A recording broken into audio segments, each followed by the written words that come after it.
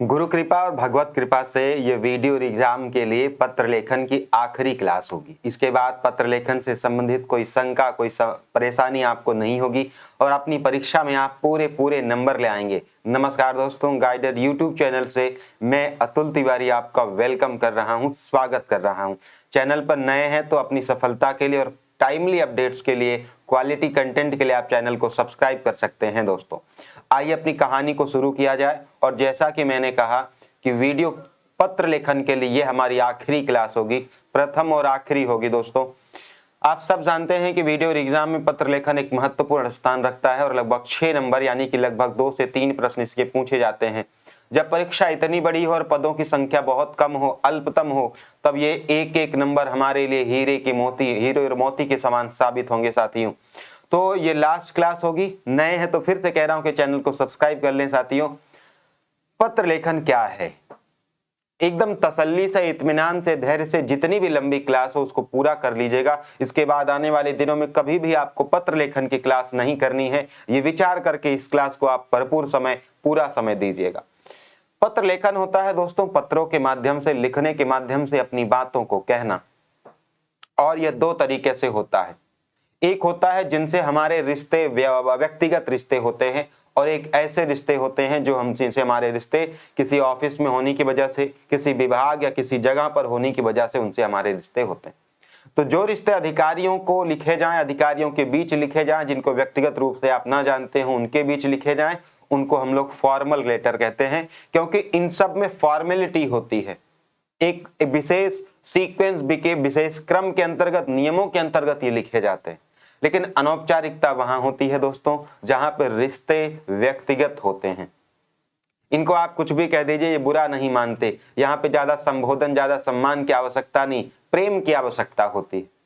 तो अगर इसको हम थोड़ा सा क्लासीफाई करें, आगे बढ़ते हैं दोस्तों। और मैं आपको बता दूं कि अगर आप इस पूरे क्लास की पीडीएफ चाहते हैं, पत्र लेखन की पीडीएफ चाहते हैं, तो आपको Guider Atul Telegram channel join कर लेना है या 8400340108 पर मैसेज कर देना है।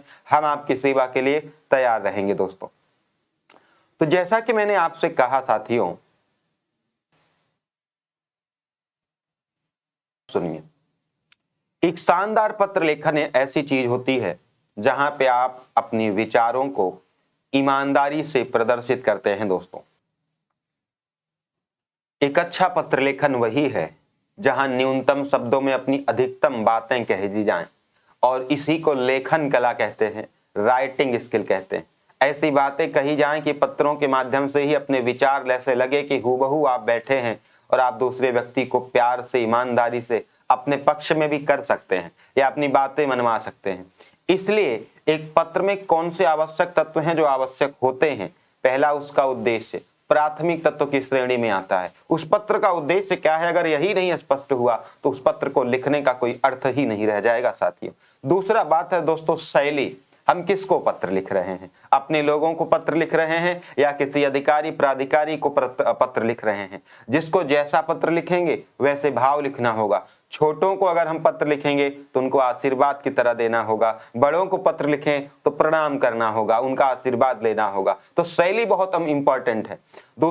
तीसरा सहजता, यानी आपके विचार, आपकी बातें सहज होनी चाहिए। हो सकता है पढ़ने वाला पढ़कर जटिलता का अनुभव ना करे, आपके पत्रों का असली भावार्थ ही ना समझ पाए। शिष्टाचार बहुत इंपॉर्टेंट है। मैंने कहा कि आप किसको पत्र लिख रहे हैं, ये बहुत इंपॉर्टेंट स्टेप है। आप छोटों को लिख रहे हैं या बड़ों को लिख रहे हैं, शिष्टाचार का हमेशा ही ख्याल रखना। व्याकरण दोस्तों, इनफॉर्मल में तो व्याकरण की कोई बहुत ज्यादा परेशानी नहीं है, लेकिन आपने कोई प्रेस नोट दिया, कोई ऑफिशियल लेटर दिया, कोई मेमोरेंडम दिया और उसमें आपने व्याकरण की त्रुटियां कर दी तो सारा अर्थ का अनर्थ हो जाएगा। नेक्स्ट आपका सुलेख, सुंदर लेखन होना चाहिए दोस्तों। यानी ऐसा नहीं कि आपने ऐसे इधर उधर करके खूब गोचा पोंची करके ऐसे लिख दिया और उसी को समझ नहीं आ रहा कि आपने कहा क्या है। तीसरा दोस्तों प्रारूप, मैं बार बार कह रहा हूं, फॉर्मेट, ड्राफ्ट जिसको कहते हैं। प्रारूप का मतलब ड्राफ्ट होता है।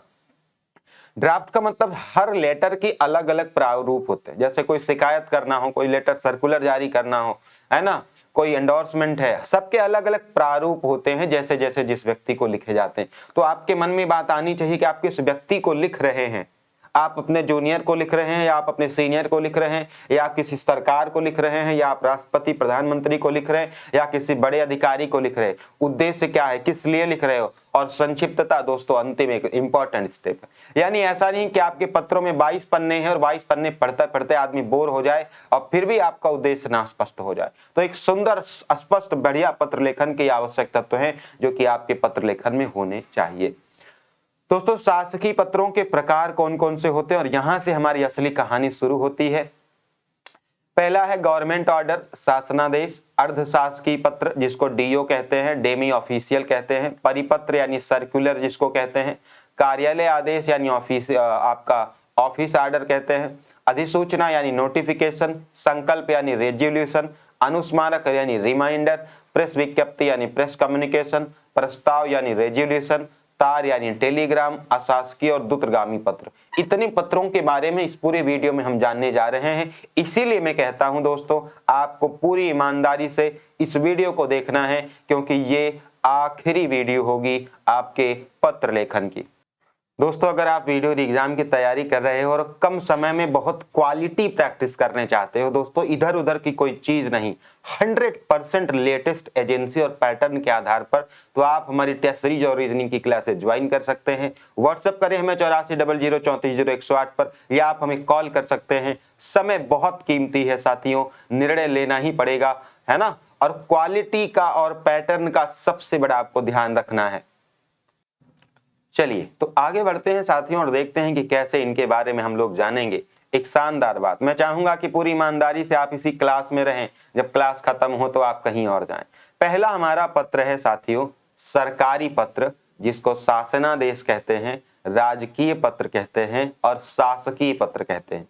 हम लोग शासन शब्द से बहुत अच्छे से परिचित हैं दोस्तों, यानी शासन क्या है, सरकार क्या है, हम जानते हैं।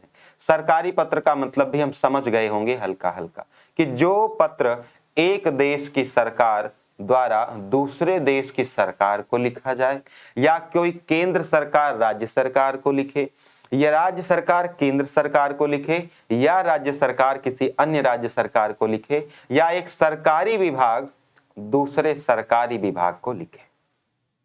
शासन क्या होता है दोस्तों, शासन सरकार का होता है। राजकीय क्या होता है, राजकाज सरकार का होता है। यानी सरकारी पत्र, शासनादेश, राजकीय पत्र, ये सारे क्या हैं, सरकारों के बीच का एक पत्र है। चाहे वो देशों के बीच की कोई बात हो, जैसे भारत अगर अमेरिका को कोई पत्र लिखता है, या अगर केंद्र सरकार मान लीजिए उत्तर प्रदेश को कोई पत्र लिखती है, या उत्तर प्रदेश केंद्र सरकार को कोई पत्र लिखता है, या उत्तर प्रदेश मध्य प्रदेश सरकार को कोई पत्र लिखता है किसी भी मामले में, तो ये सारे पत्र दोस्तों सरकारी पत्र कहलाते हैं।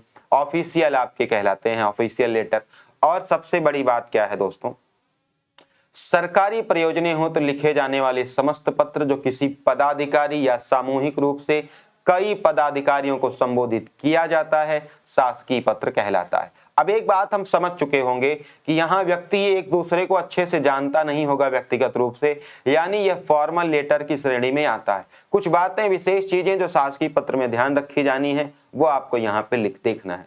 सरकारी पत्र की राजभाषा में या फिर वैकल्पिक राजभाषा में लिखा जाता है दोस्तों। जैसे अगर उत्तर प्रदेश को कोई पत्र लिखा तो हिंदी में, या वैकल्पिक राजभाषा उर्दू में पत्र लिखा जाएगा। और सरकारी पत्र हमेशा ही अन्य पुरुष की शैली में लिखा जाता है। मैंने आपसे कहा था एक अच्छे पत्र लेखन में उसके उद्देश्य, सहजता, शैली, है ना, प्रारूप, ये सारी चीजें, संक्षिप्तता, ये सारी चीजें बड़े अच्छे स्टेप होते हैं। सरकारी पत्र हमेशा ही अन्य पुरुष शैली में लिखा जाता है, और या तो ये राजभाषा में लिखा जाएगा या तो वैकल्पिक राजभाषा में। तो मुझे लगता है कि शासकीय पत्र के बारे में बहुत अच्छे से जान गए साथी। एक सरकारी विभाग अगर किसी सरकारी विभाग को एक किसी ऑफिशियल काम से पत्र लिखेगा तो एक कैसा पत्र होगा दोस्तों, ऑफिशियल लेटर होगा, यानी सरकारी पत्र होगा, शासकीय पत्र होगा, राजकीय पत्र होगा। ऐसे ही हमारा दूसरा पत्र आता है, और एक एक पत्र तैयार होता गया। सरकारी मतलब समझ गए, राज्य केंद्र को, केंद्र राज्य को, है ना, देश को, या सरकारी विभाग किसी दूसरे विभाग को, है ना। और इसमें दो बातें याद करने वाली थी, या तो राजभाषा में या वैकल्पिक राजभाषा में, और अन्य पुरुष शैली में ये लिखा जाता है। अर्धशासकीय पत्र क्या कहलाता दोस्तों, जैसे सरकारी विभाग है, दो सरकारी विभाग है, अब उन दो सरकारी विभाग के जो अधिकारी हैं, जैसे मान लो जल विभाग है और विद्युत विभाग है, या जल विभाग के दो ऑफिस हैं, एक प्रयागराज में है, एक लखनऊ में है, तो उन अधिकारियों के बीच अभी तक जो पत्र लिखे जाते थे दोस्तों, विभाग से विभाग को जाते थे या सरकार को जाते थे, और एक ऑफिशियल लेटर था, फॉर्मल लेटर था, सरकारी काम था। लेकिन मान लो कि दो अधिकारी, जैसे यहाँ प्रयागराज के अधिकारी और लखनऊ के अधिकारी, मान लो लखनऊ में कोई अच्छी चीज हुई, प्रयागराज का अधिकारी उनसे जानना चाहता है, कोई विचार, कोई है ना सहमति चाहता, कोई सुझाव चाहता, अधिकारियों से सुझाव चाहता, तो दो सरकारी अधिकारियों के मध्य विचार के लिए, सम्मति के लिए, जानकारी के लिए या सूचना के आदान प्रदान के उद्देश्य से व्यक्तिगत ध्यानाकर्षण और शीघ्र कार्यवाही के लिए, व्यक्तिगत ध्यानाकर्षण यानी जिस अधिकारी को वो पत्र लिख रहा है उसका व्यक्तिगत ध्यान आकृष्ट करना चाहता है और तुरंत कार्यवाही चाहता है, इसकी अपेक्षा के साथ लिखा जाने वाला पत्र अर्धशासकीय पत्र कहलाता है।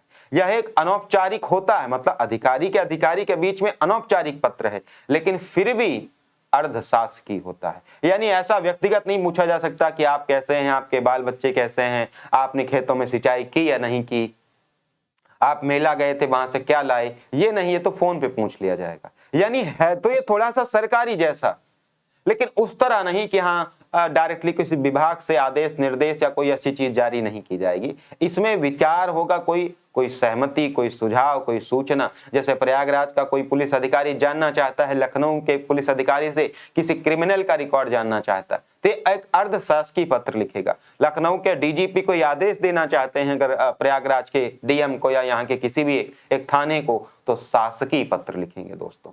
विचारों की अभिव्यक्ति, ध्यानाकर्षण, व्यक्तिगत ध्यानाकर्षण और शीघ्र कार्यवाही का जो लिखा जाता है उसको अर्धशासकीय पत्र कहते हैं। कब लिखा जाता है दोस्तों, बड़ा इंपॉर्टेंट है। अर्धशासकीय पत्र डीओ कहते हैं, डेमी ऑफिशियल लेटर कहते हैं दोस्तों। कब लिखा जाएगा, जब किसी दूसरे अधिकारी का ध्यान किसी विशेष विषय पर व्यक्तिगत रूप से आकृष्ट करना हो दोस्तों, है ना, व्यक्तिगत रूप से आकृष्ट करना, या फिर ऐसा हो कि अधिकारियों के मध्य आपस में विचार विनिमय करना हो। जैसे कोई अधिकारी है, मान लो मैंने कहा कि प्रयागराज का कोई अधिकारी हो, लखनऊ के किसी अधिकारी के साथ कोई बातचीत करना चाहता हो, बोल रहा हो कि भैया आप तो इतना अच्छा कर रहे हो, कोई विचार हमें भी दो, या अपने जिले में कोई समस्या है उसके लिए भी कोई बड़े सीनियर अधिकारी से विचार पूछे जा सकते हैं, या अपने समकक्ष अधिकारी से विचार पूछे जा सकते हैं, या अगर एक ही बैच के लोग हैं, दोस्त तैयार हैं, तो भी कोई विचार ऐसे साझा किया जा सकता है जो शासकीय स्तर पर हल्का सा हो,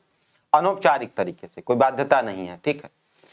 जब कई बार पत्र और अनुस्मारक पत्र भेजने के बाद भी अपेक्षित कार्यवाही निस्तारित ना की गई और मामला काफी समय से लंबित हो, जैसे किसी विभाग में कोई आपने पत्र भेजा किसी संदर्भ में, तो वहां जो है उस पर कार्यवाही नहीं की गई, कोई ध्यान ही नहीं दिया गया दोस्तों। तो बहुत बार जब आप भेज दो पत्र तब भी कोई कार्यवाही ना हो, रिमाइंडर भी भेज दो, अनुस्मारक का मतलब रिमाइंडर, जैसे रिमाइंडर क्या होता है कि आपने कोई पत्र भेजा उस पर कार्यवाही नहीं हुई, तो एक अनुस्मारक पत्र भेजा जाता है कि भैया हमने आपको एक पत्र भेजा था, कृपया इस पर कार्यवाही करने का कष्ट करें। लेकिन आपने पत्र भेजा, अनुस्मारक पत्र भेजा, रिमाइंडर भी भेज दिया, याद दिला दिया, लेकिन फिर भी अपेक्षित कार्यवाही नहीं हुई, तो ऐसी स्थिति में भी आपके अर्धशासकीय पत्र लिखे जाते हैं, क्योंकि ये शासकीय होते हैं, मतलब ये जो आपके हैं ये थोड़े से शासकीय हैं, मतलब थोड़े से ऑफिशियल हैं। विशिष्ट समय पर त्वरित ध्यानाकर्षण के लिए कोई शानदार विशेष समय है तो वहां पर आपका त्वरित इमीडिएट एक्शन के लिए ऐसा लिखा जाता है। खास बात क्या है अर्धशासकीय पत्रों की, कि इसमें आदेशात्मक वाक्यों का प्रयोग नहीं किया जाता। मैंने कहा कि जैसे आपके अधिकारियों के बीच, समकक्ष लोगों के बीच लिखा गया, कोई विचार, कोई ऐसे सुझाव, सलाह, सम्मति, निर्णय, सूचना के लिए लिखा गया, तो कोई आदेश नहीं है, कोई बाध्यता नहीं है, इसलिए आदेशात्मक वाक्य नहीं होंगे, बल्कि सम्मान सूचक और आदर सूचक शब्दों के साथ विनम्रता से कार्यवाही का आग्रह किया जाएगा। क्योंकि एक ऑफिस का दूसरे ऑफिस पर इतना ज्यादा अधिकार और हक नहीं है कि उसके लिए आदेशात्मक शब्द अनौपचारिक तरीके से कहे। तो मतलब ये समझ लो कि this is personal letter between officers, but officers के बीच में है लेकिन सरकार की नजर में रहता है, यानी आप इसमें थोड़ी सी सरकारी चीजें भी शामिल करेंगे। आपके चीनी चाय पत्ती का हिसाब किताब इसमें नहीं होगा। हस्ताक्षर के नीचे पदनाम नहीं अंकित किया जाता है ताकि जो है आपको ज्यादा फील ना हो कि आपको किसने पत्र लिखा है। विचार हैं एकदम प्रेम व्यवहार से लिखा जाता है। भाषा भी अनौपचारिक होती है और इस पत्र को अपने से श्रेष्ठ अधिकारी को नहीं भेजा जाता। मैंने आपको ये कहा कि विचार विनिमय श्रेष्ठ से साथ नहीं करना है, उससे तो आप अनुमति प्रार्थना ही कर सकते हैं क्योंकि वो बड़ा अधिकारी है। या आप अपने समकक्ष अधिकारी को भेज सकते हैं या आप अपने जूनियर अधिकारी को भेज सकते हैं, और इसका प्रयोग सामान्यतः अधिकारियों के बीच ही होता है, लेकिन श्रेष्ठ अधिकारी को ये नहीं लिखा जाता है। इसे व्यक्तिगत नाम से भेजा जाता है, अपने ही नाम से भेजा जाएगा और जिसको भेजा जाएगा वही इसको खोलता भी है। तो ये था दोस्तों अर्धशासकीय पत्र। मुझे पूरी उम्मीद है कि जो मैं समझाना चाहता हूं, जो आप समझना चाहते हैं, वो एकदम क्लियरली आपके दिमाग में एकदम बैठ रहा है।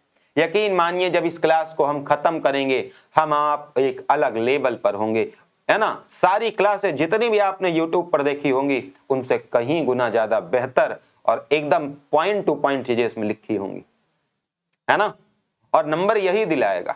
अभी तो आप देखते जाओ। परिपत्र यानी सर्कुलर क्या होता है? सर्कुलेट का मतलब ऐसे दोस्तों होता है फैलाना, ठीक है। जैसे बताना है कि सारे विद्यालय बंद रहेंगे, या फिर बताना हुआ कि चलो कल छुट्टी रहेगी, या फिर बताना हुआ कि बारिश की संभावना है, या किसी को बोला गया कि इस आदमी को पकड़ना है, ये कार्यवाही करनी। सारे ऑफिस को मान लो कोई बाइक एक ही बात बतानी है, तो एक ऐसा पत्र जिसके द्वारा एक ही सूचना, आदेश या अनुदेश से सभी संबद्ध व्यक्ति कार्यालय को एक साथ अवगत करा दिया जाता है, परिपत्र का। सर्कुलर का मतलब सूचना को मतलब बड़े स्तर पर जारी करना। जैसे बताना है कि दिवाली की छुट्टी कल नहीं परसों होगी सारे विभागों में, तो एक सर्कुलर लेटर बनाया गया और उस सर्कुलर लेटर की बहुत सारी प्रतियां तैयार कर ली गई, कॉपियां तैयार कर ली गई, और उस कॉपी को सारे ही कार्यालय में, सारे ऑफिस में, विभागों में भेज दिया गया, तो सर्कुलर हो गया। यह बताया गया कि ये आदमी ऐसा है, मतलब ये कार्यवाही करनी। जैसे बैंक को बताना है सारे बैंकों को कि इस आदमी को लोन नहीं देना, तो उसने एक सर्कुलर लेटर तैयार किया, सारे बैंकों को भेज दिया। RBI ने भेज दिया सारे बैंकों को कि भैया इस आदमी को लोन मत देना, बहुत बेकार आदमी है। तो इसको कहते हैं सर्कुलर। सबको एक ही सूचना अगर आपको भेजनी है ना। अब बार बार एक एक आदमी को पत्र लिखेगा तो नहीं, एक ही पत्र लिखता है, उसी की कॉपी करा लिया, खूब फोटो कॉपी करा लिया, सबको भेज दिया, वही सूचना सबके पास पहुंच गई। इसे गश्ती चिट्ठी कहते हैं या परिक्रमित पत्र कहते हैं, क्योंकि घूमता है सभी के पास, ये सभी के पास घूमता है, ठीक है। और यह सदैव वरिष्ठ से कनिष्ठ अधिकारी की ओर जाएगा। जैसे बड़ा ऑफिस बताएगा, DGP कार्यालय बताएगा, कोई पुलिस अधिकारी छोटे सारे थानों को, सारे DM को, SP को, सारे SP को आदेश देगा। या शिक्षा विभाग आपका शिक्षा महानिदेशक की तरफ से, बेसिक शिक्षा विभाग की तरफ से सारे स्कूलों को आदेश आएगा कि कल स्कूल खोले रखना है। या सारे मान लो सारे प्रिंसिपल को आदेश आ गया कि सारे टीचर्स को इस काम में लगा दो, ये है वो है। तो सर्कुलर मतलब एक ही सूचना सभी के पास जानी है, और सूचना देने वाला बड़ा ही होगा, ये तय है कि वरिष्ठ से कनिष्ठ की ओर। भाषा औपचारिक होती है दोस्तों, राजभाषा में ही लिखा जाता है। परिपत्र में एक तरफा संवाद होता है, बड़ा इंपॉर्टेंट सा पॉइंट पूछ लिया कि कौन सा ऐसा पत्र है जिसमें एक तरफा संवाद होता है? परिपत्र यानी सर्कुलर लेटर। सर्कुलर लेटर का उत्तर नहीं देना है, ये आदेश है दोस्तों। परिपत्र के साथ एक सादा पृष्ठ नत्थी रहता है, क्यों नत्थी रहता है मुझे नहीं पता, आप इसको देख लेना, हो सकता है इनके पास ज्यादा हो, लेकिन ये होता है। एक तरफा संवाद का मतलब जैसे बताया गया कि कल स्कूल खोले रखना है, या कल स्कूल बंद कर देना है, या कल की छुट्टी परसों होगी, कोई ऐसी बात कह दी गई, तो आप उस पर जवाब सवाल नहीं करेंगे, आपको मान लेना है। इसलिए इसमें इसका उत्तर नहीं देना है, सवाल भी नहीं पूछना है, एक तरफा संवाद, यह आदेश की तरह आता है। तो मुझे लगता है परिपत्र यानी सर्कुलर लेटर को बहुत कायदे से समझ गए कि कोई एक ही सूचना जब कई सारे अधिकारी, ऑफिस, विभाग को सर्कुलेट करनी हो तो उसको हम लोग कहते हैं परिपत्र। और ये एक ही तरफ से आएगा, सूचना आ गई, उसको फॉलो करना है, उसमें कोई सवाल या जवाब नहीं करना है। वीडियो को लाइक, चैनल को सब्सक्राइब अभी तक नहीं किया है आपने, और अभी भी आपने टेस्ट सीरीज से अपना जुड़ाव नहीं दिखाया। चलिए, तो खैर तीसरी चीज छोड़ भी सकते हो, आपकी इच्छा है, लेकिन चैनल को सब्सक्राइब और वीडियो को लाइक शेयर जरूर कर दो, है ना। कार्यालय आदेश, परिपत्र समझ गए ना, जैसे एक ही सूचना सबको देनी है तो उसमें जवाब नहीं होगा, एक तरफा संवाद होगा, भाषा औपचारिक होगी, प्रतियां तैयार की जाएंगी, ये आपका सर्कुलर लेटर हो गया। कार्यालय आदेश, कार्यालय आदेश मतलब एक कार्यालय से या तो कार्यालय के सारे व्यक्तियों को आदेश दे दिया जाए, बस, हाँ इतना ही। कार्यालय का क्षेत्र केवल कार्यालय तक सीमित रहता है। जैसे कार्यालय का जो चीफ है, जो उसका अध्यक्ष है, उसमें जो उस ऑफिस का होता नहीं कि एक ऑफिस का हेड होता है, तो उस ऑफिस का जो हेड है वो अपने सारे लोगों को कोई संदेश भेजना चाहता है, तो किसी सरकारी विभाग या कार्यालय द्वारा किसी एक समूह या समस्त कार्मिकों को आंतरिक महत्व के विषय पर आदेश देने के संदर्भ में इसका उपयोग किया जाता है।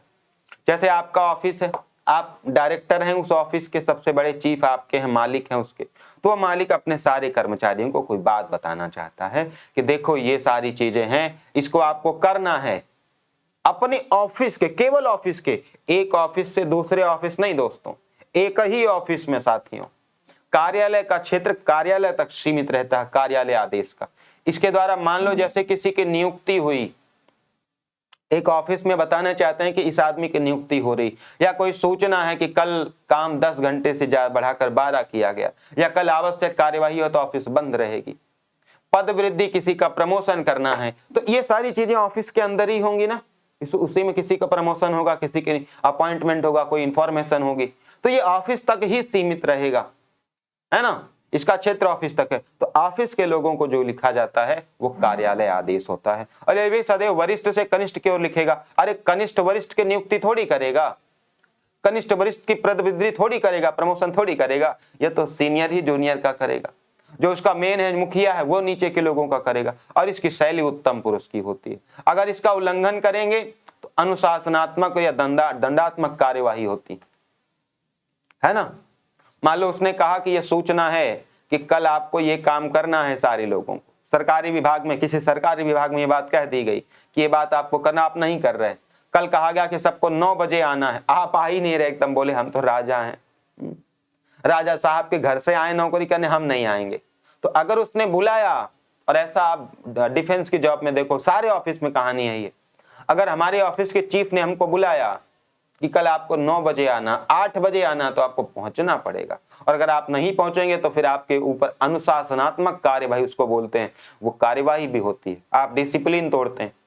तो ये दोस्तों क्या होता है, कार्यालय आदेश, यानी एक कार्यालय से उसके कार्यालय में काम करने वाले लोगों के बीच जो लिखा जाता है वो कार्यालय आदेश है। अगला हमारा पत्रों का प्रकार है साथियों अधिसूचना। अधिसूचना का मतलब होता है साथियों नोटिफिकेशन। क्या होता है, नोटिफिकेशन। तो जैसे आपने जाना है कि कोई ऐसे नियम हुआ, कुछ कानून हुआ, तो उस पर सरकार नोटिफिकेशन जारी करती है। वैसे कोई सूचना हुई तो कोई विभाग भी नोटिफिकेशन जारी करता। तो सरकार की तरफ से राष्ट्रपति या राज्यपाल के नाम से निर्गमित वह पत्र, प्रतिरूप, जिसे किसी अधिकृत सूचना, तत्संबंधी नियम, आदेश, नियुक्ति, स्थानांतरण, पदोन्नति को लागू करने के लिए जारी किया जाता है, उसे अधिसूचना कहते हैं।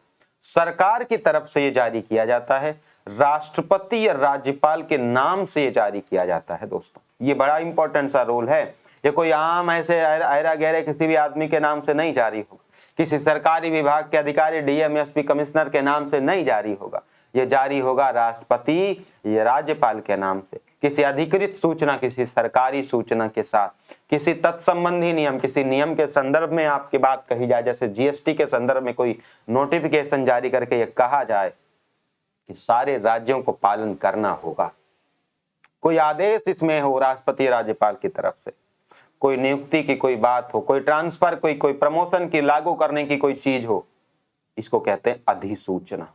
अधिसूचना में प्रेषक का उल्लेख नहीं होता क्योंकि सरकार की तरफ से भेजा जाता, सरकार का नाम ही काफी है, नाम लिखना जरूरी नहीं, इसे अन्य पुरुष शैली में लिखा जाता है।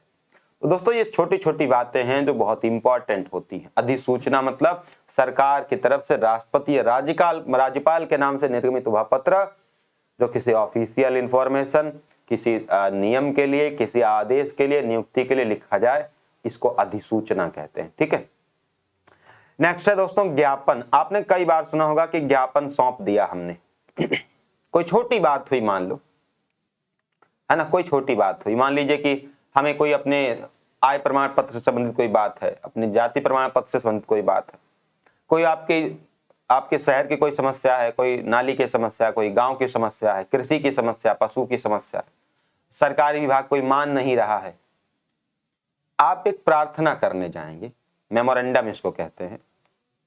ऐसे पत्र जो किसी साधारण संदेश के लिए अपने समकक्ष को या छोटे अधिकारियों अथवा कर्मचारियों को लिखे जाते हैं। ज्ञापन ऐसा पत्र जो कि साधारण संदेश, कोई छोटी बात है, कोई बहुत बड़ी बात नहीं है, जो अपने लेवल के अधिकारी हैं समकक्ष। जैसे अपने यहाँ कोई बीमारी चल रही, वायरस की बीमारी चल रही, तो आप अपने छोटे अधिकारियों को सचेत करेंगे कि भैया सचेत हो जाना, ज्ञापन देना। मैंने पहला उदाहरण दिया था सामान्य अर्थ के लिए कि ज्ञापन का आप जो अर्थ जानते हैं वो ये जानते हैं कि कोई छोटी बात होती है तो आदमी किसी बड़े अधिकारी या किसी ऑफिस में आदमी ज्ञापन दे आता है। ज्ञापन दे आने का मतलब ये होता है कि उसको ये संदेश पहुंच जाता है कि यहाँ ये समस्या है। हालांकि हम जब पत्रों में बात कर रहे होते हैं तो ये सरकारी पत्रों की बात कर रहे हैं, तो ऐसे पत्र जो किसी साधारण संदेश के लिए, ज्ञापन देना मतलब कोई साधारण सी बात है, अपने समकक्ष या छोटे अधिकारियों को लिखे जाते हैं, उनको कहते हैं ज्ञापन। शासकीय पत्राचार का यह रूप भारत सरकार या राज्य सरकार के अंतर्गत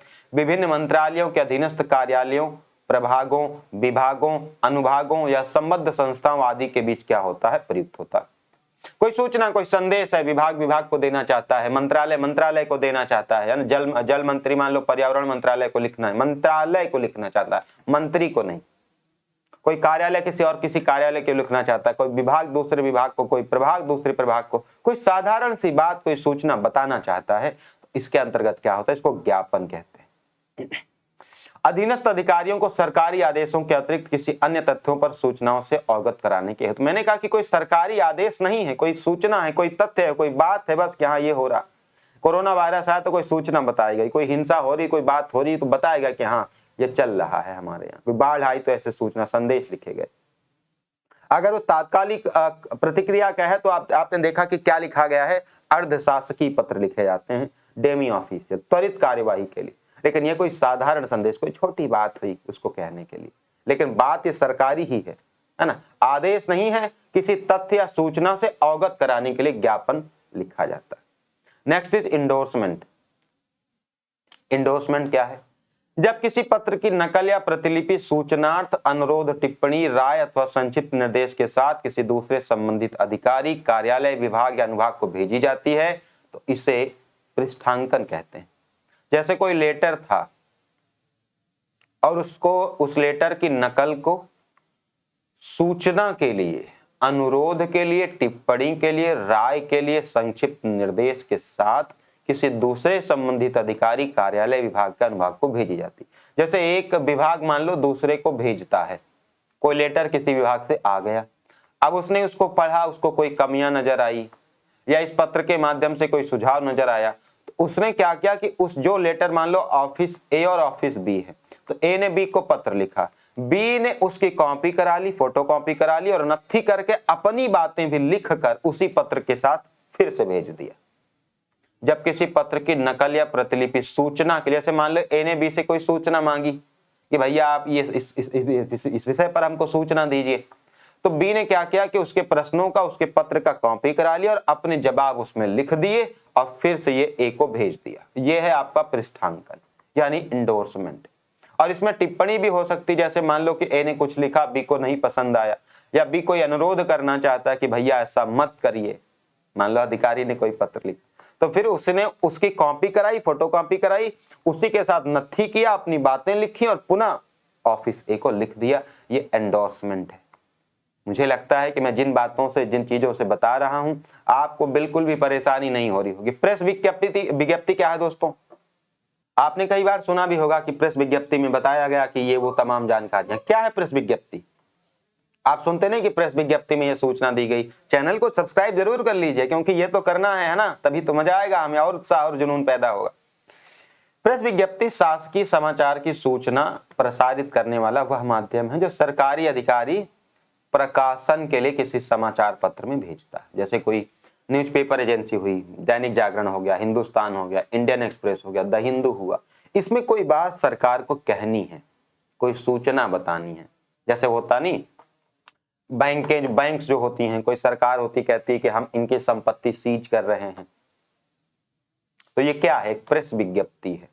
या किसी हम इंटरनेट बंद कर रहे हैं, तो ये बता दिया कि हाँ इंटरनेट बंद कर दिया, इसकी सूचना अखबारों में दे दी। या कोई और बड़ी बात हुई कि हम लॉकडाउन लगा रहे हैं, या कोई और चीज हुई, किसी भी तरह की सूचना जो प्रसारित करनी है और वो ले जाके पेपर वालों को दे दी जाती है। पेपर वाले उसको जारी कर देते हैं। निविदा कोई टेंडर निकाला गया, कोई टेंडर निकाला गया तो वो टेंडर ऐसे बढ़िया फॉर्मेट में बना के फॉर्मेटिंग करके न्यूज़पेपर वालों को दे दी गई। न्यूज़पेपर वाले क्या किया, उसको छाप दिए, तो ये सूचना, एक टेंडर की सूचना सबके पास पहुंच गई, फिर अपना काम हो जाएगा। तो ये क्या है, कोई सूचना क्या है, पेपर वालों को, न्यूज़पेपर वालों को दिए के वो प्रसारित करवाई जाती है। जैसे टेंडर, इसका सबसे बढ़िया एग्जांपल है, टेंडर आते नहीं, उसमें लिखा रहता प्रेस विज्ञप्ति। कोई टेंडर उठा के देख लो आप, उसमें लिखा रहता है प्रेस विज्ञप्ति, प्रेस कम्युनिक, प्रेस रिलीज, उसमें लिखा रहता निविदाएं। तो सरकार के आदेशों, प्रस्ताव, जैसे पुल बनाना है तो कोई टेंडर निकाला, कोई आदेश है, कोई नीति है, उसको सार्वजनिक रूप में जनहिताय, जन सूचना प्रसारित किया जाता है, तो ये आपका प्रेस विज्ञप्ति हो गया। तार क्या है दोस्तों, टेलीग्राम। टेलीग्राम तो आप हमारे टेलीग्राम चैनल से ज्वाइन भी हो सकते हैं, गाइडर अतुल। क्यों ज्वाइन हो सकते हैं भाई, इसलिए ज्वाइन हो सकते हैं क्योंकि तार का प्रयोग किसी मामले की शीघ्रता से सूचना देने, विषय या समस्या की गंभीरता को ज्ञापित करने तथा अति आवश्यक कार्यों के लिए किया जाता है। टेलीग्राम पे हम लोग भी यही करते हैं, कोई इंपॉर्टेंट इंफॉर्मेशन हुई, कोई इमीडिएट इंफॉर्मेशन हुई, कोई पीडीएफ हुआ, नोट्स हुआ, क्विज हुआ, तो हम वहां शेयर करते हैं। तो तार का प्रयोग ही इसीलिए किया जाता है ना। तो दोस्तों ये जो थे, ये बड़े इंपॉर्टेंट चीजें थी और हमने लगभग सारे प्रकार के लेटर्स कंप्लीट किए हैं। लेकिन अभी आपको क्लास से जाना नहीं है क्योंकि अभी तो खेल बाकी है, अभी तो खेल बाकी है। एक और इंपॉर्टेंट बात देखनी है कि जैसे आपको कभी मूल अवतरण कोई गद्यांश दे दिया जाता है और आपको मान लो उसकी व्याख्या लिखनी हो तो क्या क्या लिखा जाता है। जब आपको किसी गद्यांश की व्याख्या करनी हो तो आपको 10 गुना लिखना होता है, पूरा विस्तार से अपनी तरफ से बातें जोड़कर। अगर आपको कभी भावार्थ लिखना हो तो आपको आधे 1/2 में लिखना होता है और क्रमबद्धता यहाँ जरूरी होती है। अगर आपको कभी संक्षेपण लिखना हो, प्रीसिस राइटिंग हो, तो वहां 1/3 लिखना होता है। जितना का वो गद्यांश होगा उसके 1/3 शब्द आपको लिखने हैं। मूल बात कहनी होती है, इसमें मुख्यतः क्रमबद्धता जरूरी नहीं है लेकिन अति संक्षिप्तता बहुत जरूरी है।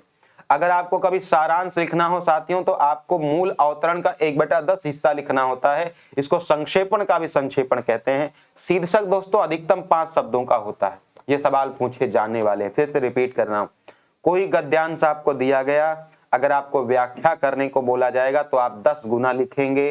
भावार्थ लिखने को बोला जाएगा तो 1/2 गुना लिखेंगे, आधा लिखेंगे। संक्षेपण लिखना है तो 1/3 तिहाई लिखेंगे, 1/3। सारांश लिखना है तो 1/10 लिखेंगे, सार लिखेंगे। शीर्षक लिखना है दोस्तों तो अधिकतम 5 शब्द आपके होने चाहिए। अब मैंने कुछ शब्दावलियां यहाँ पे नोट करी हैं जो कि आपके काम आएंगी हो सकता है, और ऐसे ही 30-40 और शब्दावलियां मैं टेलीग्राम चैनल पर जो शेयर कर दूंगा, जो आपको ईमानदारी से पढ़ने हैं। Guider Atul Telegram channel join कर लेना है। हम इस मामले में आपके धैर्य की बहुत सराहना करते हैं। वी ग्रेटली अप्रिशिएटेड और पेशेंस इन दिस मैटर, यानी जो पत्र लेखन में लिखे जाने वाले कुछ इडियम्स और फ्रेजेज है उनको हमने यहाँ पे लिख रखा है। कृपया मामले को देखें, please look into the matter. कृपया मामले पर तत्काल ध्यान दें, please give the matter your immediate. हमें सूचित किया गया है कि we have been informed that, हमें जोड़ देना चाहिए, वी मस्ट इंसिस्ट ऑन, कृपया हमें नियम और शर्तों को वापस करके भेजें। Please send us by return the terms and conditions. ये पूछे जाने वाले सवाल हैं। आपको अग्रिम धन्यवाद, थैंकिंग यू इन एडवांस। कृपया संलग्न प्राप्त करें, देखो इन दोनों सवालों को, कृपया संलग्न प्राप्त करें। प्लीज फाइंड अटैच्ड, कृपया संलग्न ढूंढें। प्लीज फाइंड इनक्लोजर, इनक्लोज्ड, यहाँ अटैच्ड है दोस्तों, यहाँ इनक्लोज्ड है। तो हमने कुछ शब्दावलियां आपके लिए ले रखी हैं, ये हमने शेयर भी किया था। ये वाली शब्दावली टेलीग्राम पे अमेंडमेंट के लिए, अथॉरिटी के लिए, ऑफिसर, प्रोप्राइटर के लिए कौन से शब्द होते हैं।